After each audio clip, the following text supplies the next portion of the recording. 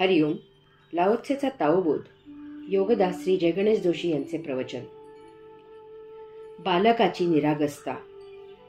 Laozi सांगतो की नर मादी यांच्या मिलनाची त्याला माहिती नसते, तरीही त्याची इंद्रिये परिपूर्ण असतात. याचा अर्थ त्याच्या ऊर्जेचा घात झालेला नसतो.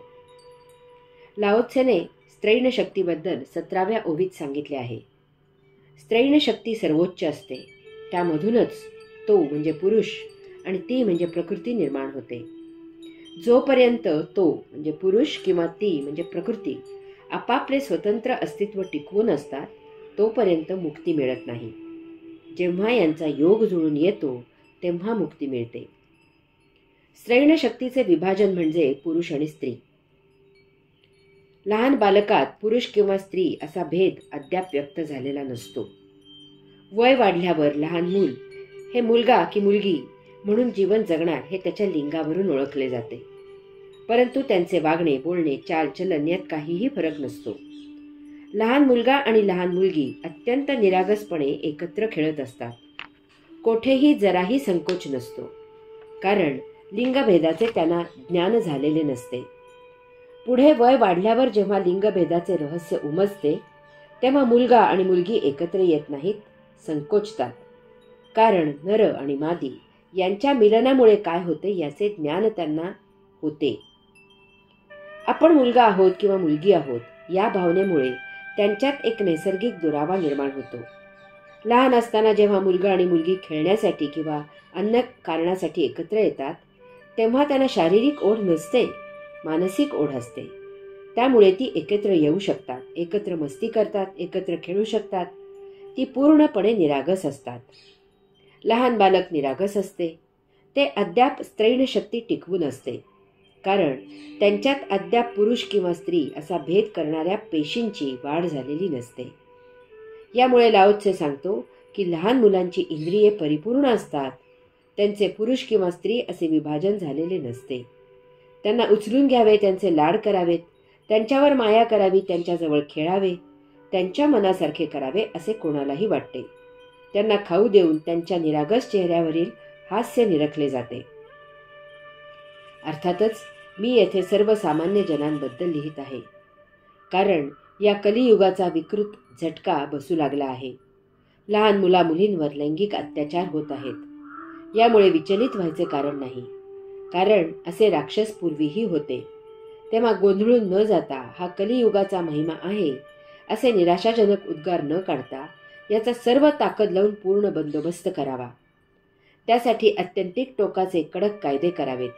त्यांची माणुसकी, दया, क्षमा न दाखवता कठोरपणे अंमलबजावणी करावी. छत्रपती श्री शिवाजी महाराजांचा आदर्श घ्यावा.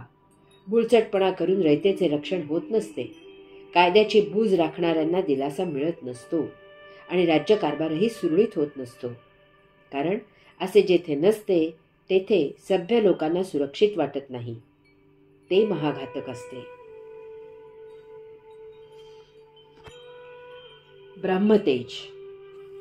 लाओत्से सांगतो की नर मादी यांच्या मिलनाची त्याला माहिती नसते, तरीही त्याची इंद्रिये परिपूर्ण असतात. याचा अर्थ त्याच्या ऊर्जेचा घात झालेला नसतो. पुरुष किंवा स्त्री यांच्यात 93% पेशी समान असतात. केवळ 7% पेशी भिन्न असतात आणि त्या भिन्नतेमुळे पुरुष किंवा स्त्री असा शारीरिक भेद निर्माण होतो. जन्मतःच पुरुष होण्यासाठी ज्या 7% पेशी लागतात किंवा स्त्री होण्यासाठी ज्या 7% पेशी लागतात त्याप्रमाणे त्या देहात लिंग तयार होते. त्या लिंगाप्रमाणे तो संभाव्य पुरुष किंवा ती संभाव्य स्त्री असते. काही कारणाने जर या 7% पेशींची वाढ झाली नाही तर तो देह तिर्यक, नपुंसक होतो. बालक असताना त्या 7% पेशींची वाढ झालेली नसल्यामुळे बालकात ब्रह्मतेज असते. बालकातील ऊर्जेची विभागणी झालेली नसते, त्यामुळे लहान मूल आकर्षक असते. मानवच नव्हे तर इतर कोणत्याही प्राण्याचे बालक आकर्षक असते. तुम्ही उंदराचे पिल्लू किंवा गाढवाचे पिल्लू पहा, म्हणजे तुम्हाला हे पटेल. लहान बालकातील ऊर्जेची विभागणी झालेली नसते.